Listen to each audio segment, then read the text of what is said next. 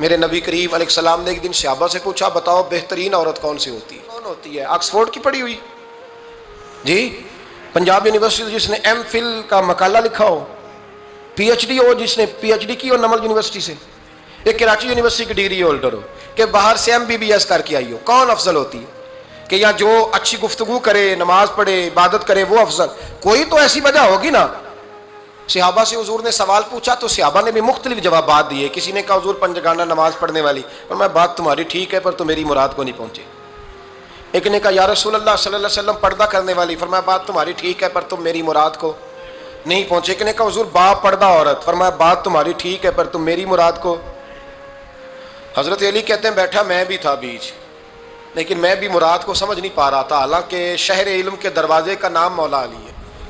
فرماتے ہیں اس وقت اللہ کی حکمت تھی کہ جواب کوئی اور دے، تو حضرت علی کہتے ہیں قد بھی میرا چھوٹا تھا، بیٹھا بھی میں پیچھے تھا، تو تھوڑی گردن اور جھکا کے نا تو میں نکل گیا اور فاطمہ کے حجرے میں پہنچ گیا۔ تو میں نے کہا فاطمہ حضور نے ایک سوال پوچھا ہے تو صحابہ جواب دے رہے ہیں پر حضور کہتے ہیں تم میری مراد کو نہیں پہنچے، ذرا جلدی سے جواب نہیں دیتی؟ تو خاتون جنت ہنس پڑی، فرمانے لگی میں جواب دوں؟ آپ کو بھی کہا ہاں دیں جواب کا کیا؟ فرمانے لگے بتاؤ سب سے بہترین عورت دنیا کی کون سی، سب سے بہترین؟ تو جناب فاطمہ کہنے لگی سادہ سا جواب تھا، آپ لوگوں کو آیا کیوں نہیں؟ کہا چلو بتاؤ۔ تو جناب فاطمہ فرمانے لگی دنیا کی سب سے بہترین بیوی وہ ہے جس کو نہ کبھی غیر محرم نے دیکھا ہو، اور اگلے لفظوں پہ غور کرنا، نہ کبھی غیر محرم نے اسے دیکھا ہو اور نہ اس بیوی نے کبھی کو غیر محرم دیکھا ہو۔ یہ کوئی پردہ نہیں کہ بی بی کہتی ہے جناب میں تو چہرہ ڈھام کے نکلی تھی، باقی میں دکاندار سب سے بات چیت کر آئی، سب کے چہرے دیکھ آئی۔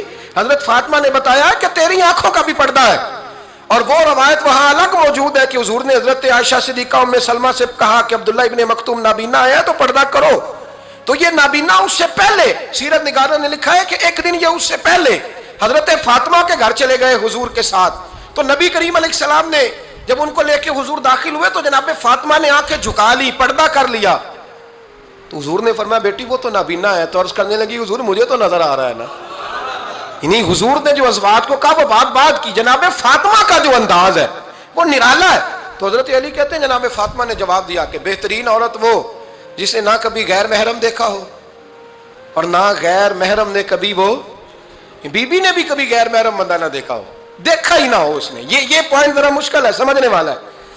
تو حضرت علی کہتے ہیں میں وہاں سے گردن جھکائی اور بیچ آ کے بیٹھ گیا، بات ابھی جاری تھی۔ حضور نے فرمایا آتا ہے کسی کو جواب؟ تو کہتے ہیں میں نے ہاتھ کھڑا کیا، میں نے کو حضور آتا ہے؟ تو حضور مسکرا پڑے، فرمایا چل بتا۔ میں نے عرض کی حضور بہترین عورت وہ ہے کہ نہ کبھی اسے غیر محرم نے دیکھا ہو نہ اس نے کبھی غیر محرم دیکھا ہو۔ تو حضرت علی کہتے ہیں شاباش مجھے ملنی چاہیے تھی نا۔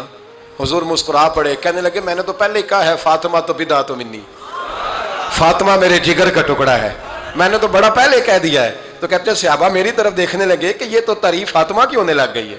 تو میں نے کہا کیا کریں؟ اس محبوب کو بتایا ہے جس کے لیے اللہ نے کوئی پردہ رکھا ہی نہیں، سارے پردے کھول دیے۔